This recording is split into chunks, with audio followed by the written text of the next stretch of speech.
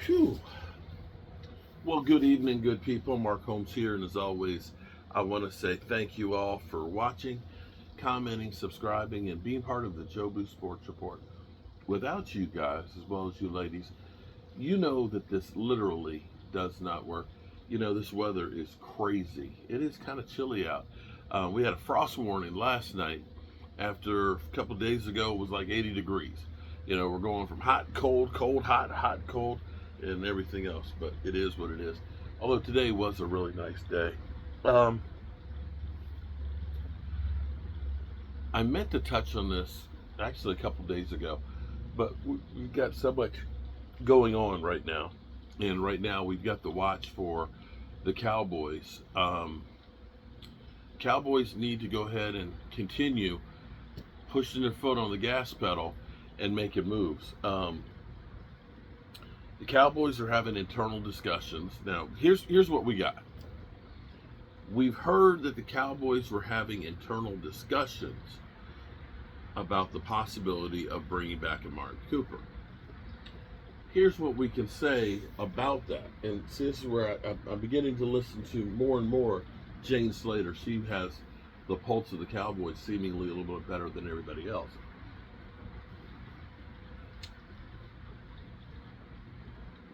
Discussed could be one person said, "Hey, what do you think about bringing back Amari Cooper?" Bro, are you kidding me? You could say, "Hey, what do you think about bringing back Drew Pearson?" Are you kidding me? So we don't know how deep the discussions have been about Amari Cooper. What we do know is this. Allegedly, we've heard rumors that the Cowboys, again, I said rumors because I wasn't there. I wasn't a fly on the wall. But we heard rumors that the Cowboys were interested in a trade for Sutton before the draft, but of course Sean Payton wanted too much. We've heard there were rumors of the Cowboys trying to work a trade for an AFC North team, which you would have to think is George Pickens or Bateman from Baltimore, and of course Amari Cooper.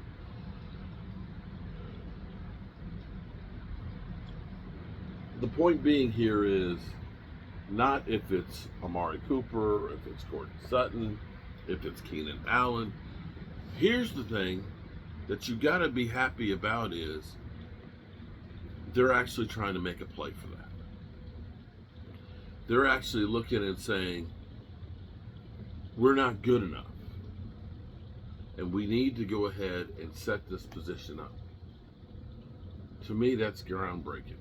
That's literally the Cowboys doing the opposite of last year, where it was kind of like, yeah, we got a bunch of young guys that are going to be edge rushers, We'll let go Dante Fowler and Dorrance Armstrong, and we'll rely on Sam Williams, who, has had 4 sacks in a season. He'll be our main guy, and we'll draft a Marshawn Nealon, and we'll plug him in, and so on. And it blows up in your face because you had no depth. Well, the Cowboys, they're probably done with the undrafted rookie free agents because they don't really have spots open right now. And I think they will look now, they're going to look at it and say, okay, here's what we have, right? Are there cost-effective ways that we can improve what we have? Is there another guy? Because see, what's going on right now in organizations now have the new deck of cards of the new players on the roster. Hey, we got this player that we weren't expecting. He's a rookie. We can let go of this guy because this guy costs a whole lot more money, and this guy's younger, healthier, and cheaper. And so now you're going to have teams that look right now and say, well, do I want to cut him, or can I make a cheap deal, at least save me some cash, and get me a pick in return? That's the games that are going on now. And you look at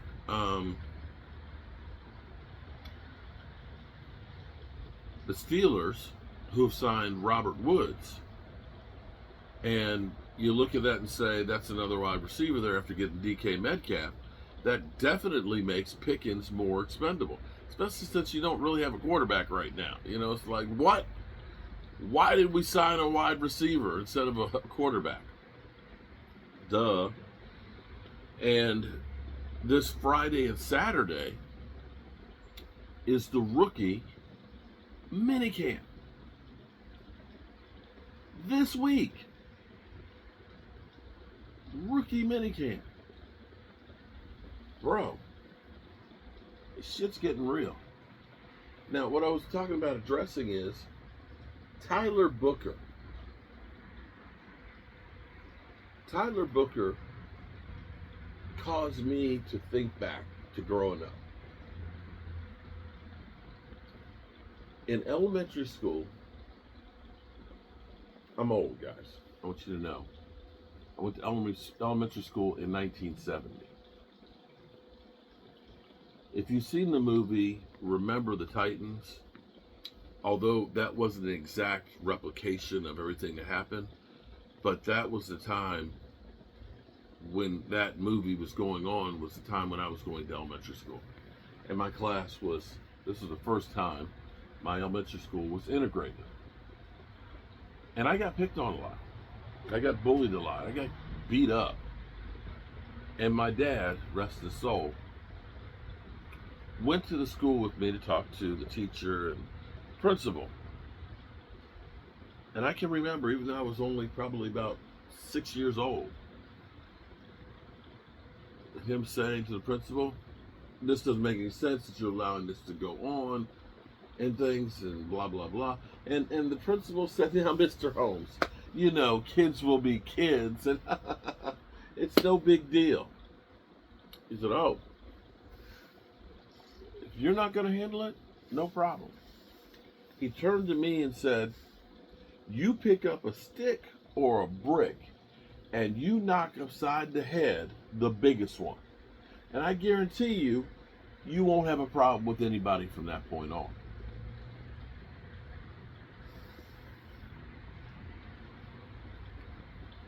Principal script, no, Mr. Holmes, no, that's the way it is. Hey, no problem. We got it. And Tyler Booker basically saying, I can't wait to go against Jalen Carter is the same thing. You punch the biggest, meanest, nastiest one in the mouth, you won't have problems with the other ones. And see, this is, and I'm not talking about just being a straight up thug, okay? When he talks about taking the life, the joy out of a person's football, you gotta love that.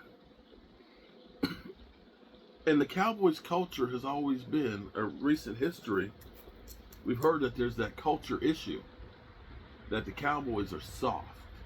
D-Law pointed it out over and over again. I always thought the whole idea in the name, the Hot Boys, was soft.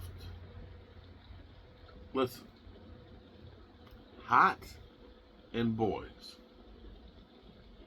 There's nothing hot on the football field about being boys. You look at the Eagles' defense, does that look like some hot boys to you? Some gold chain hot boys bullshit? Hot boys. I always hated that term. When I think of hot boys, I don't think about anybody that's kicking teeth in. I ain't scared. When I think about the steel curtain, when I think about the purple people eaters, when I think about the doomsday defense, when I think about the 85 Bears, I think about guys that were going to beat the crap out of you. That if you had to play them, it's kind of like, remember when John Randall was talking about going against Larry Allen? They said, what can you do against that guy? Do the best you can, man. Do the best you can. And when you had Larry out there on the field, he said, yes, sir. You don't try and make it mad. You don't try and make it mad. See, that's the fear that we ain't got with the Cowboys. The Cowboys, they the rich kids, man. And that's where I feel like we're beginning to change that right now. So, yeah. Get me a weapon for Dak. I know the Cowboys are going to look at it and make it cost effective, and it'll end up being somebody that's kind of meh. But I hope they keep swinging for the fences, man. And the craziest thing I'll end on here that I can't believe, I literally can't believe that this happened. Walker Wade. Walker Wade, who I've been up and down with for about 7-8 years. I've been to 2 Cowboy games with him in Dallas, and both times we got sand kicked in our face, then they kicked our teeth in, they stole our lunch money, and they threw us in the mud. That's literally what the Eagles did those 2 games. And Wade, after last year, man, he reminded me of Bill Paxton. It's over, man. It's over, man. Right? In Aliens. It's over, man. And after last season, he was like, man, we're going to be rebuilding for years. And, it's just, we suck. Jerry Jones sucks. And, man, the coach sucks. And Dak sucks. Everything sucks, man. Game over, man. Game over. Oh, Lordy. He sent a super chat tonight and said, we're going to be all right. And I was just like, I can't believe it. You mean they've turned Walker Wade back into maybe having a hint of hope? I was shocked. So, that's all I got for tonight. And I appreciate you guys. You guys always keep me on an even keel. Although some of you all, it's hilarious. I try and be, here's what I try and do. We all have the same news. We all get the same sources, okay? We all saw the tweets of Amari Cooper. You know, that the Cowboys have had internal discussions on bringing back Amari Cooper. I don't care if you listen to Attack, you listen to Law Nation or Vosh, everybody's talked about the same thing. I try and make it fun. And so I was talking about Jane Slater, you know, the lovely and talented Jane Slater, and making it kind of funny and saying, you know, it's always the beautiful women's are the ones that hurt you because, you know, we hear a rumor, we get all excited, and it's Jane Slater who always throws the cold water on it. It's like, why you keep breaking my heart? And somebody commented about he's a creeper or a low, something crazy, and says, I need to go get a job and be a productive person in society. I was like, wow. Okay, I hear you. So, me going to Puerto Rico or Vermont and helping people get back to their life, me being a landlord and owning properties and creating homes for people is not a productive part of society.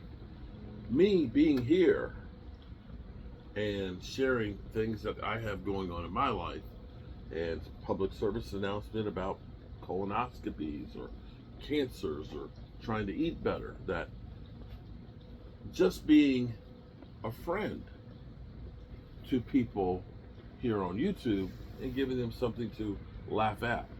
I've always said, I don't care if you laugh with me or about me. If I made you laugh in this crazy world, then that is a productive piece for society. People just want to have something or somebody to hate, and that's sad. That is truly sad. And that they're truly wasting their time on this blue marble. Buddy, I'm going to tell you, you ain't got but so much time here. Why spend it being negative? I appreciate y'all. Remember, tell those people you love how much you love them. Might not get the chance again, people. And I love you. Peace out, and I hope I see y'all tomorrow.